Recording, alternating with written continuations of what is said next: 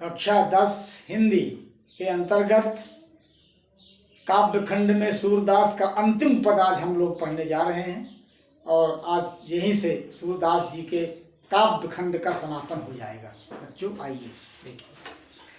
संदेशो देव की सो कहियो, हम तो धाय तिहारे सुत की मया करत ही रहियो। यद्यपि टेव तुम जानत उनकी, तदपि मोहि कही आवे। प्रात होत मेरे लाड़ लड़ते, माखन रोटी भावे। तेल उबटनो अरुता तो जलता ही देखी भज जाते। जोई जोई मांगत सोई सोई देती, क्रम क्रम करके नहाते। सूर पथिक सुन मोहि रैन, दिन बड़े हो रहत उर्सोच। मेरो अलग लड़ाईते, मोहन हुई है करस सकोच। बहुत सुंदर ये पद्यखंड है। वात्सल्य रस से लबालब भरा हुआ छलक रहा है। वात्सल्य रस जो है इस पद में, सूरदास वात्सल्य के सम्राट भी कहे जाते हैं। आइए देखिए सूरदास की वात्सल्य प्रस्तुति कितनी जोरदार है, कितनी गजब की प्रस्तुति है। एक माँ और पुत्र के बीच में किस प्रकार का प्रेम होता है और प्रेम की चरम पराकाष्ठा इसमें देखने को मिल रही है। इसीलिए तो रसाचार्यों ने सूरदास को वात्सल्य रस का जनक भी कह दिया गया है। 9 रसों के अलावा रसाचार्यों ने दो रसों की जो है इसमें वृद्धि की है। उसमें एक रस वात्सल्य रस की न उत्पत्ति हुई है और उसके जनक कहे गए हैं कौन? सूरदास जी। अब आइए प्रसंग में। श्री कृष्ण मथुरा में हैं, चले गए हैं यहां से। यहां पर यशोदा और नंद बाबा हैं। आप जानते हैं कि यशोदा जो थी वो श्री कृष्ण की धाय माँ है। धाय माँ जानते हैं आप?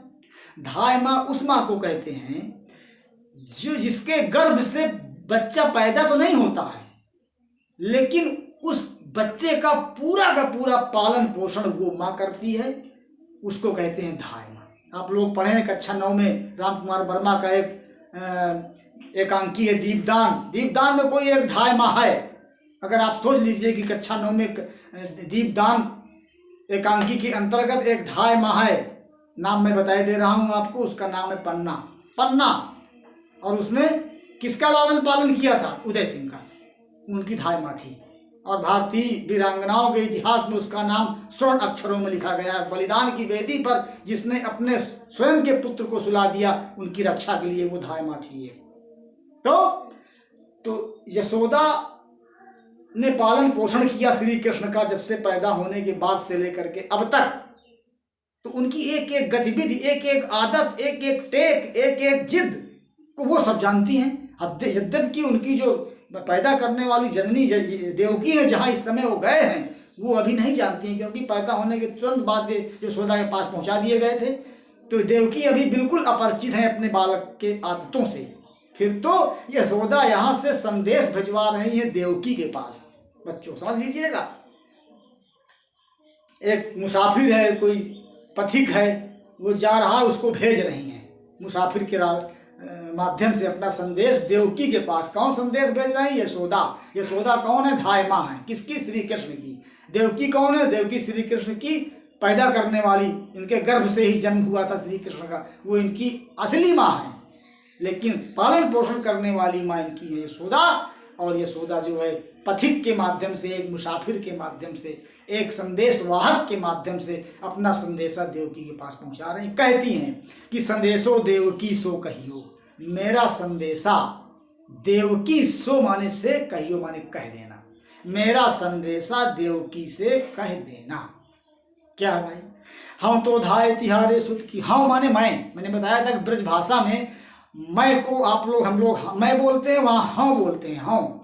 हाँ माने मैं तो धाय तिहारे सुत की। तिहारे माने तुम्हारे, सुत माने पुत्र की, धाय माने धाय माँ हूँ। मैं तुम्हारे पुत्र की धाय माँ हूँ। मया करत ही रहियो। मया माने दया, कृपा, मेरे ऊपर कृपा करते रहना। किसके लिए संदेशा? देवकी के लिए है। ये यशोदा कहलवा रही हैं उस पथिक से कि मैं तुम्हारे पुत्र की धाय माँ हूँ, मेरे ऊपर दया करते रहना। यद्यपि टेव तुम जानत उनकी। यद्यप माने यद्यपि, टेव माने टेक या हठ। तुम जानत उनकी, तुम जानती हो उनकी। उनकी माने श्री कृष्ण की। यद्यपि तुम श्री कृष्ण की हठ को जानती हो, तदपि फिर भी मोहि कही आवे, मुझको कुछ कहना पड़ रहा है। देखो उन्होंने ये नहीं कहा डायरेक्ट, कितना बढ़िया से एक शिष्टाचार से संदेशा भिजवा रही हैं। वो यद्यपि देवकी को भी कोई पता नहीं है श्री कृष्ण कि क्या इनको पसंद है क्या नहीं पसंद है, लेकिन एक शिष्टाचार के नाते इस बात को पहले रख करके कह रहे हैं कि यद्यपि आप उनकी सब चीज़ों को जानती हो, माने ये नहीं कहती है कि तुम कुछ नहीं जानती हो, कहती है कि तुम उनकी जिदों को, उनकी टेप को जानती हो, फिर भी मोह कही आवे, मुझको कुछ कहना पड़ रहा है। ताकि यशोदा के इस संदेश को सुन करके देवकी को कोई बुरी बात ना लगे कि देखिए ये कहती है कुछ जानती ही नहीं हो, इसीलिए उन्होंने पहले कह दिया कि यद्यपि तुम उनकी टेप को जानती हो फिर भी मुझको कुछ कहना पड़ रहा है। क्या है भाई, आदतें बता रहे हैं क्या क्या उनकी आदत हैं। प्रात हो तो मेरे लाल लड़ाते माखन रोटी, प्रात होते ही, सुबह होते ही मेरे लाल लड़ाते माने मेरे लड़ाते माने प्यारे, मेरे प्यारे दुलारे लाल को, श्री कृष्ण को क्या है, माखन रोटी भावे, मक्खन और रोटी भावे माने पसंद है, अच्छी लगती है, खाते हैं ये प्रात होते ही, सुबह होते ही मेरे प्यारे दुलारे मोहन को मक्खन और रोटी भाती है, पसंद रहती है, अच्छी लगती है। तेल उबटनों अरुता तो जल, तेल शरीर में मालिश करने वाला, उबटन, उबटन एक लेप होता है जो शरीर में लगाया जाता है बालकों को, इससे शरीर के अंग जो है वो पुष्ट होते हैं, मजबूत होते हैं, बचपन में लगाया जाता है। अब तो लोग लगाते ही नहीं, अब तो तमाम तरह के ये रासायनिक तेल आ गए हैं रसायन से बने हुए, लेकिन यह है कि ये उबटन जो है ये प्राचीन काल में बहुत शरीर को पुष्ट और कांति पैदा करने वाला लेप हुआ करता है। मेहनत लगती है थोड़ा लगाने में, माताएं लगाया करती थी। तो तेल उबटन और तातो जल माने तात पानी, गर्म पानी, तात पानी, तात वही गर्म गर्म, तेल उबटन और गर्म पानी जब उनके लिए मैं लाती थी तो ता ही देख ही भज जाते, उसको देख करके वो भज जाते माने भाग जाया करते थे। बालकों की आदत होती है, माँ जब तेल लगाने के लिए बुलाती है तो कुछ देर तक वो भागता रहता है, इधर उधर माँ को परेशान किया करता है, और जब नहलाने के लिए माँ बुलाती है तब भी इधर उधर भागा करता है। छोटे बच्चों की बात है, तो एक ये बाल हट हुआ करते हैं, और यही वात्सल्य है यहाँ पर। तो कहती है कि तेल उबटन और गर्म पानी को देख करके वो भाग जाते थे, और जो जो ही मांगत सोई सोई, जो जो चीज वो मुझसे मांगते थे, जो ही मांगत, जो जो चीज मांगते थे सोई सोई उसको मैं उनको देती थी। क्रम क्रम माने धीरे धीरे करके नहाते माने स्नान करते हैं, वो धीरे धीरे करके वो स्नान करते हैं। जो जो फरमाइश उनकी होती है, जो जो मांग करते हैं, उन चीज़ों को मैं उनको ला करके देती हूँ, धीरे धीरे करके वो नहाते हैं। सूर्य पथिक सुन मोहि रहन दिन बढ़े रात और सोच। सूरदास जी कहते हैं कि यशोदा पथिक से कहती हैं कि सुनी मोहि रैन दिन, ये सुन करके मुझको, रैन दिन माने रात दिन, यशोदा कहती हैं पथिक से कि मुझको ये सुन करके रात दिन बढ़े रहत उर सोच, मेरे उर में, मेरे हृदय में सोच बढ़ा रहता है, बना रहता है, एक तकलीफ रहती है, एक चिंता बनी रहती है रात दिन मेरे मन में, जब मैं सोचती हूँ कि मेरो अलग लड़ाई तो मोहन हुई है कर सको, कि मेरा वो अलग लड़ाई तो माने मेरा वो अति प्यारा दुलारा, बहुत दुलारा, अलग लड़ाई तो माने बहुत दुलारा मोहन जो है, श्री कृष्ण जो है, श्री कृष्ण को मोहन भी कहते हैं, मेरे प्यारे दुलारे मोहन जो है हुई हैं करत संकोच, संकोच करते होंगे कहाँ, वहाँ मथुरा में। अभी नई जगह है उनके लिए, जब नई जगह में कोई आदमी जाता है तो कुछ दिन तक खुल नहीं पाता है, वो संकोच में रहा करता है, फिर तो अभी बहुत बड़े नहीं है।